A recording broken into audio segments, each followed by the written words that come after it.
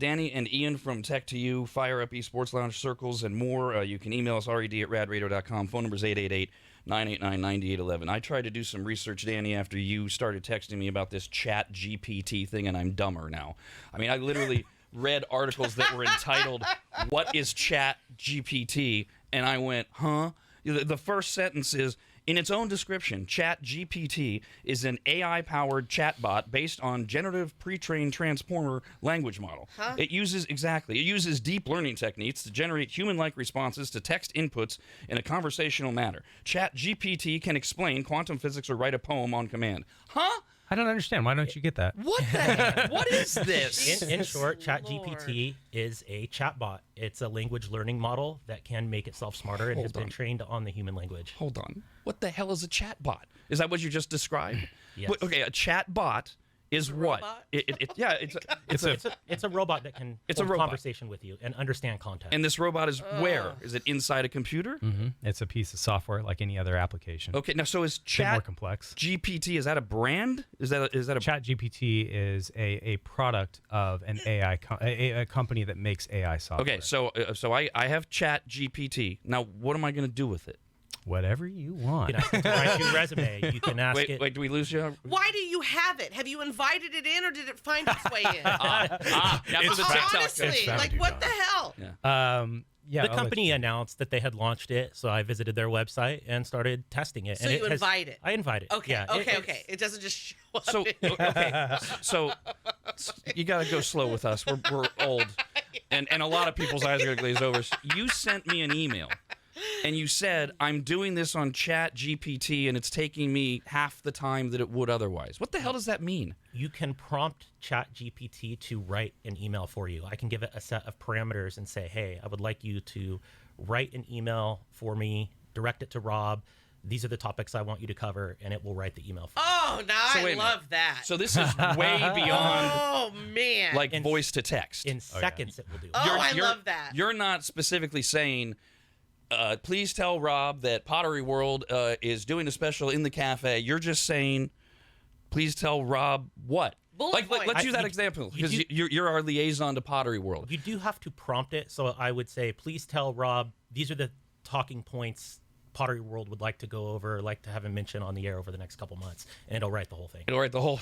That is beautiful. So to give you kind of the start of it, too, basically you go to this website. I'm pretty sure it's openai.org. You go there, you create an account, you sign in, and it says, click use Chat GPT, and you get a little text box, just like Google. You type in.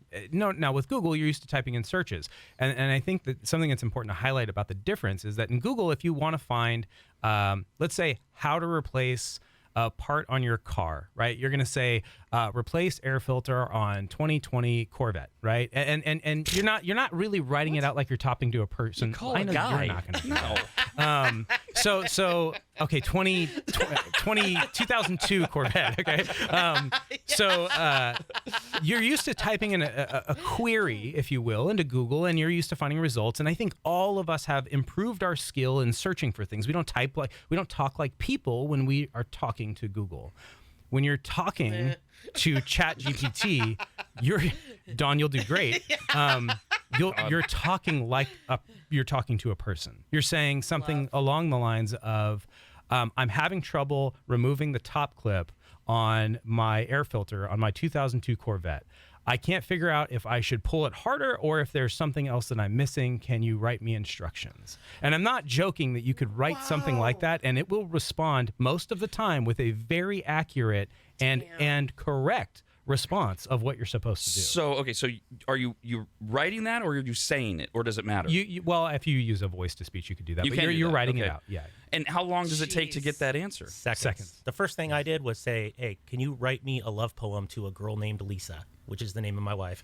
Wrote me a perfect love poem, sent it over to her, and she loved it. Okay. Valentine's This is Day. Yeah. fabulous. So everything that's great has a bad side, and you just kind of alluded to one that I read. One of the few things I could goddamn stand about this.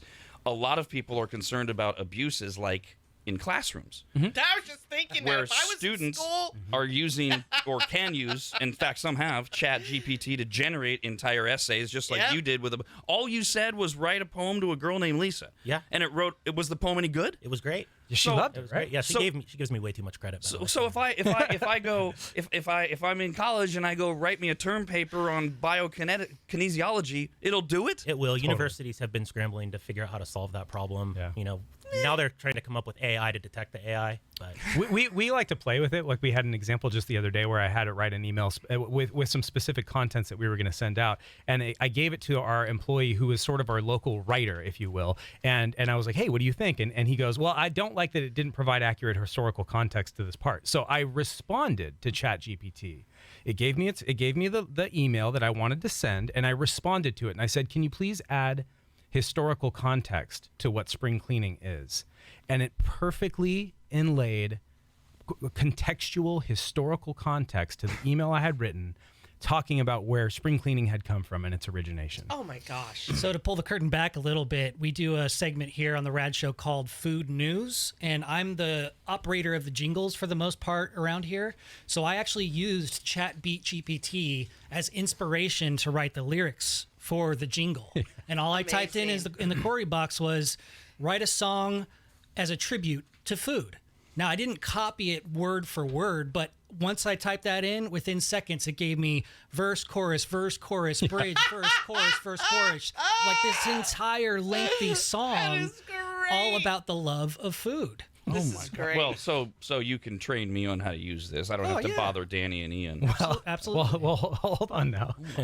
What? There's the other side to this. So Well, so no bad side. by the way, we got this great email from Danielle, who's watching on RADTV. It says, seeing Rob and Dawn trying to comprehend Chat GPT is like looking at cavemen trying to understand fire, hitting it with rocks and running.